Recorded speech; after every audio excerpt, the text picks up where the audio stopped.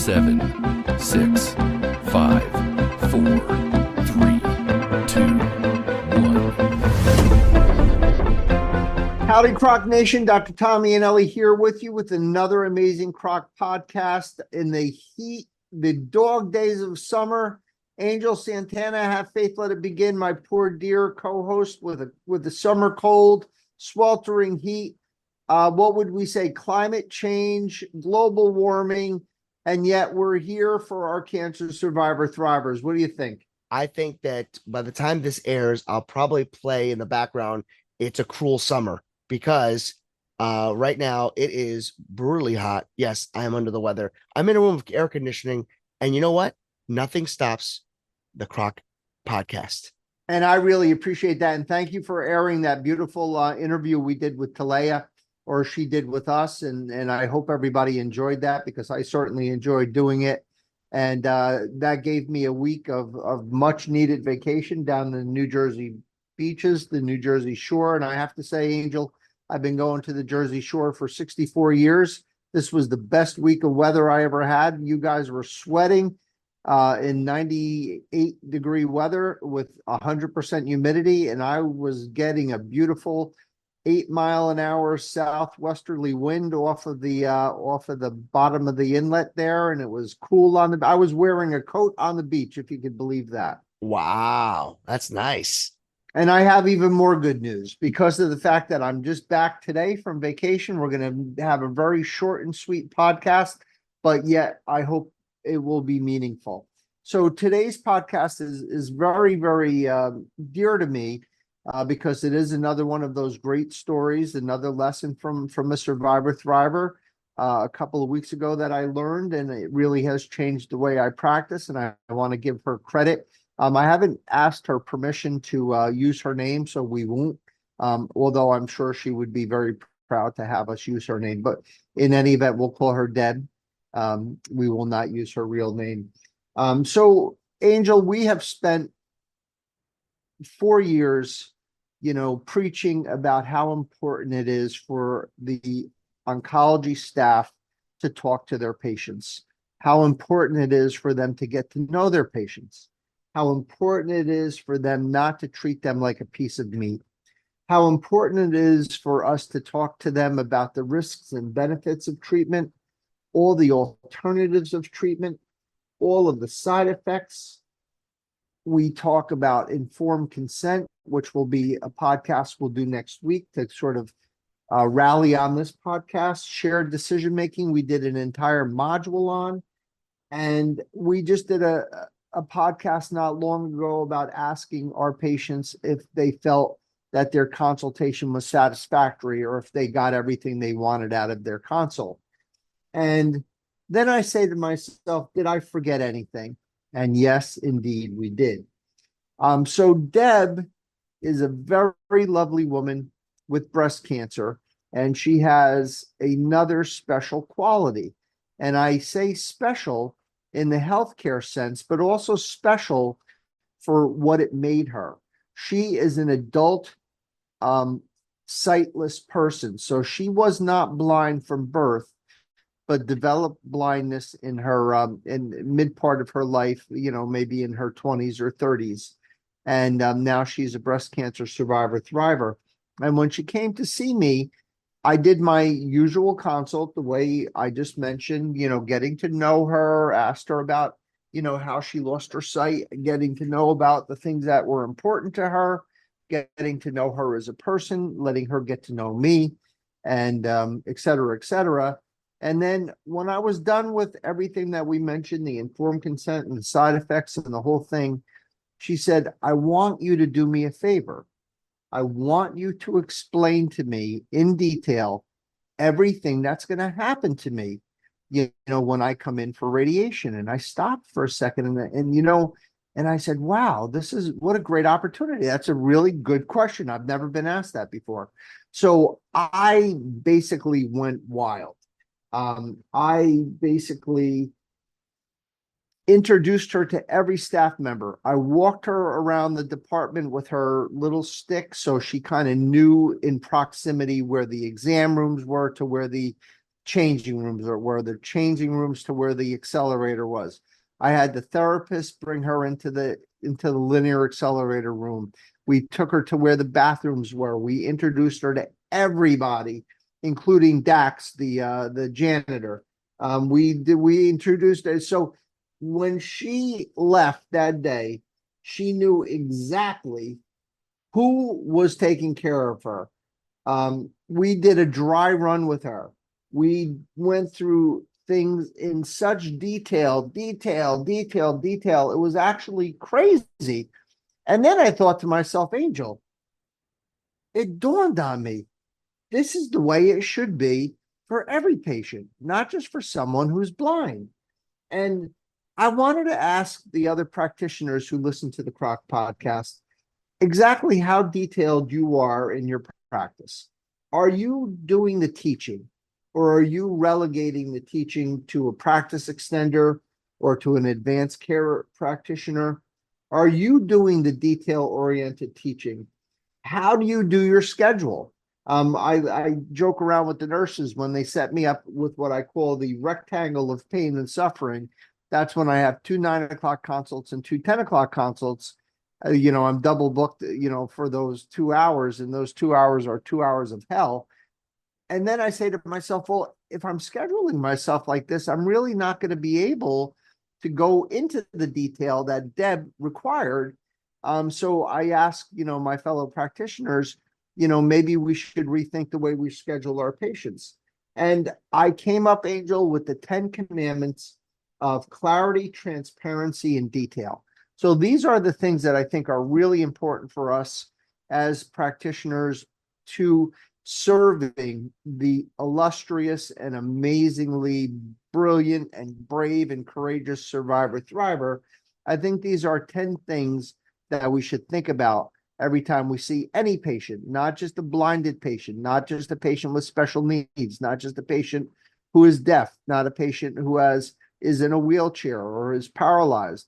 This is every patient's right, and they are absolutely entitled to this type of treatment. So what are some of the things that our survivor thrivers are going through when they walk into a room? So I look at what we do from the other side of the other side of the chair, the other side of the table, the other side of the gurney, as almost like seeing a movie about a million times. So I, have seen Step Brothers a million times. I could pretty much quote every line. I've seen, Dodgeball about a million times. I've seen all of these movies, these stupid movies, Semi-Pro, about a million times, and I could quote it.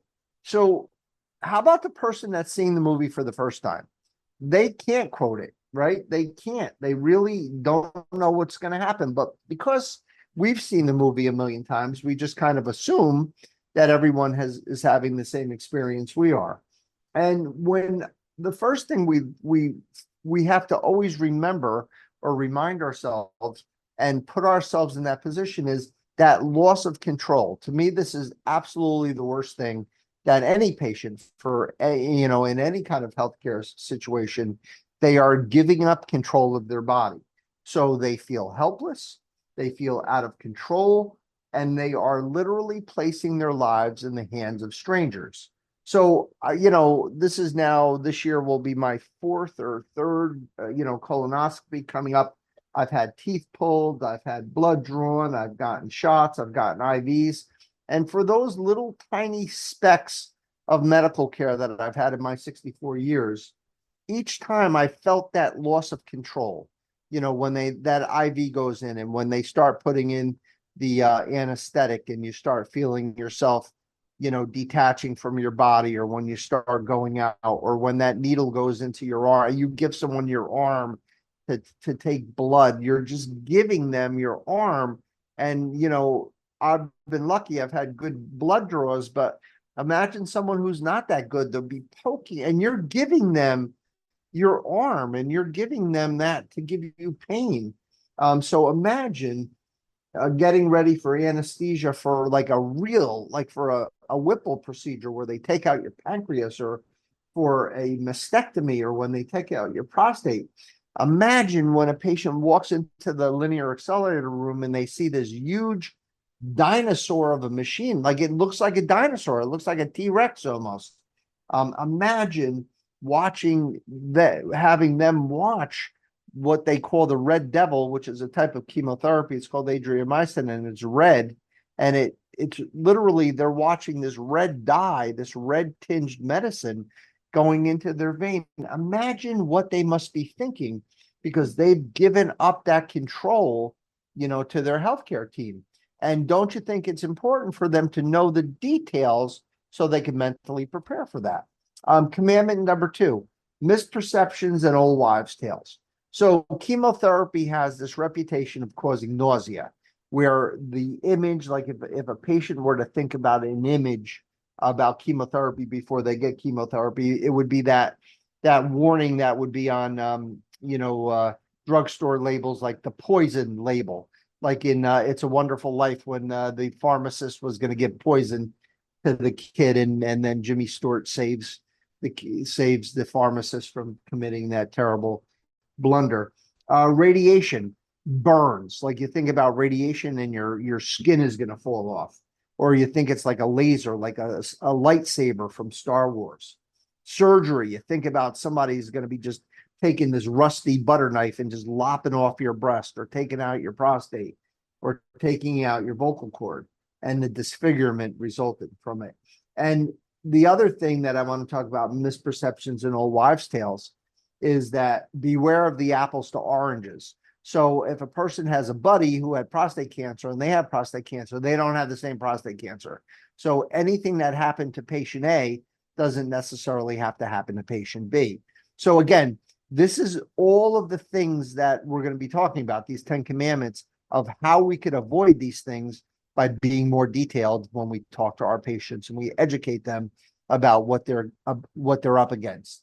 Number 3, fear of the unknown. So we all know the famous quote from Winston Churchill while London was being bombed.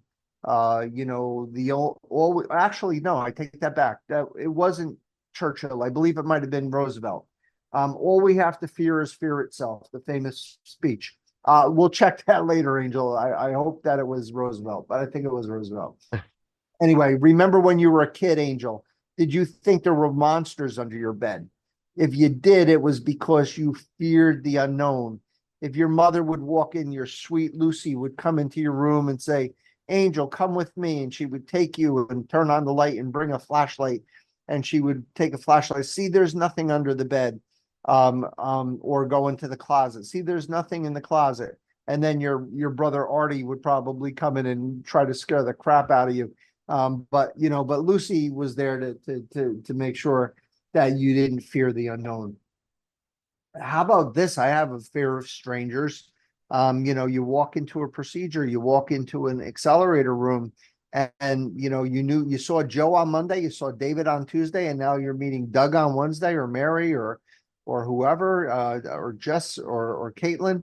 And then all of a sudden it's like, who are you? Like, you're going to be seeing my body. You're going to be taking care of me. Are you going to line me up properly? I don't know who you are. Some of the guys in our department, they're beautiful and they're handsome, but they're tall. They're big guys, right? Big Joe, he's 6 foot, whatever. Doug is 6 foot, whatever.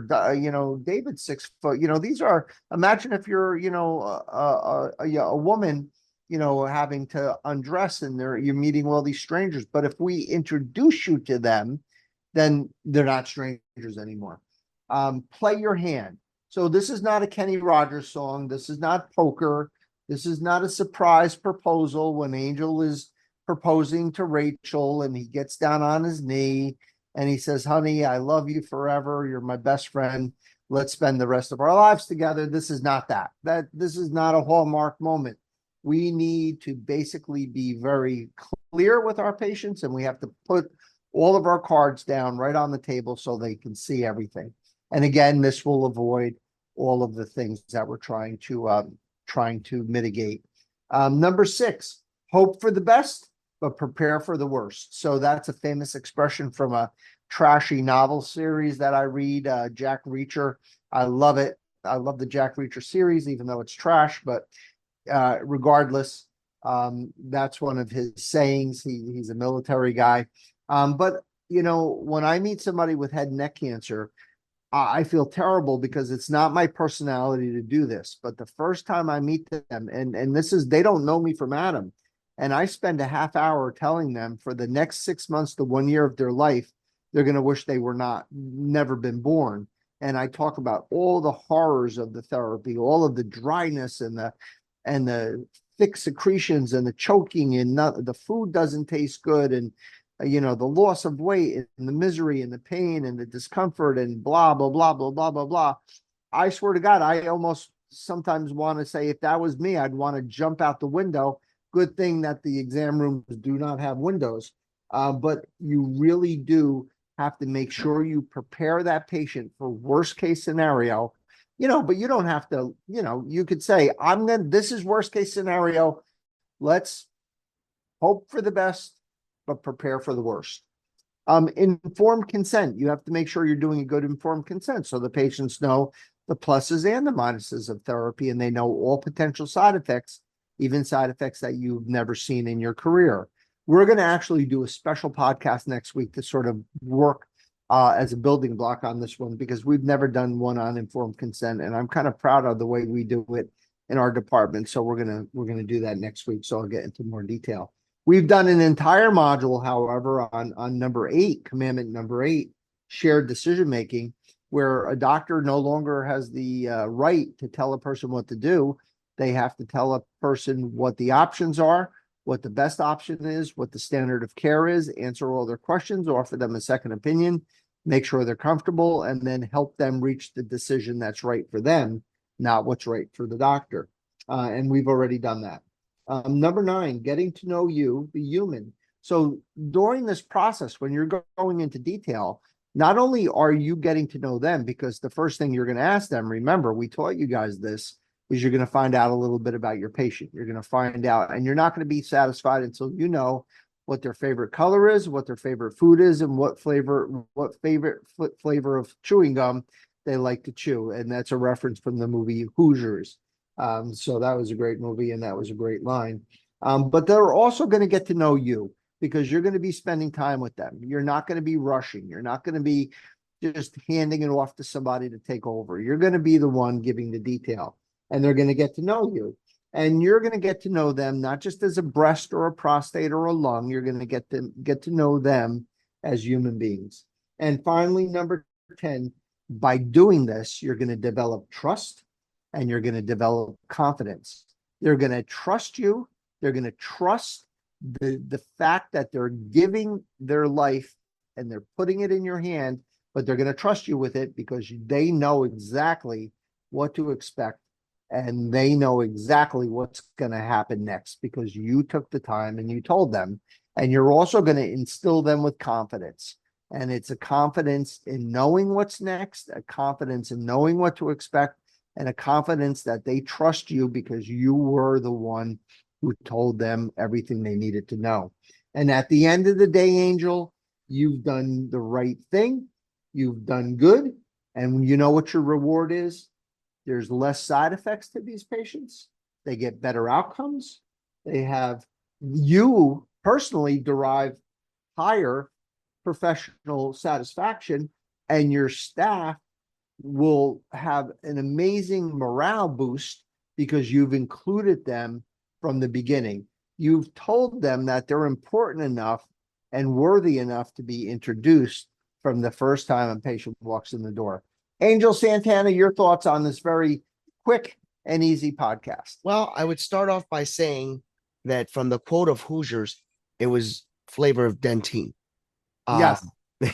But in all seriousness, I think what we've just explained is what I consider the circle of trust. And I think that we have allowed ourselves, and of course, the CROC Nation, to know that you can build that circle of trust. And it's really a very simple process, which we've heard it in 10 commandments. And for us, I think as the patient, to get the peace of mind, it's just having that open dialogue with your caregiver, and knowing that what they're explaining to you, whether it's good, bad, or the ugly, is something that you can provide yourself with more peace of mind. So for that, I think it's something that we can all relate to. Beautiful, beautiful. I want to just take a minute, Angel. We all hope that you're feeling better, and we really appreciate you coming on tonight to help me provide this information to our most esteemed and amazing, CROC Nation, our survivor thrivers. You guys are absolutely so important, not just to us, but to everybody, to your family, to your friends, to your coworkers. You guys are going through hell. We get that. But we want to let you know that when you walk into a doctor's office with everything else that's going on, all the pain, all the suffering, all the toxicity, all the side effects, and all the fear, we want to let you know that you are deserving of getting all of this information. We want you to feel that you're not being a bother. We want you to feel that you deserve this information and that your doctors and nurses and your healthcare team will take the time to provide you this information, because at the end of the day, number one, we don't want you to feel that loss of control. Number two, we don't want you to have any misperceptions or have thoughts about something that's even not going to happen. I saw a poster in a bagel shop once. 99% of the things that happened to me in my life never happened. So you don't have to worry about those misperceptions. Number three, you don't have to fear the unknown, because you're going to know everything that's going to happen to you. You don't have to fear any strangers, because you will have already been introduced to your healthcare team. You will not have to feel that your doctor is playing poker with you, because he's going to lay his cards down so you could see his cards. Now you're going to do the Jack Reacher. You're going to hope for the best, but you're going to be ready for whatever happens or whatever the good Lord puts in front of you, whatever obstacle or challenge, you will be up to it. You will have informed consent, which will be amazing. You'll know exactly what's going on when you sign your name to that legal document. You're going to participate fully in shared decision-making. You're going to get to know your doctor and healthcare team, and you're going to develop this trust and confidence. And if everyone does their job, at the end of the day, you're going to do better. To Angel Santana, have faith, let it begin. Rod Freeman, the rest of the CROC board of directors, for sharing their talents and their caring and their love of our survivor thrivers. We thank you. To our survivor thrivers, we end this podcast the way we end every single podcast, by wishing you this blessing. We wish you a long, healthy, happy, and cancer-free life. God bless you. God be with you. Peace.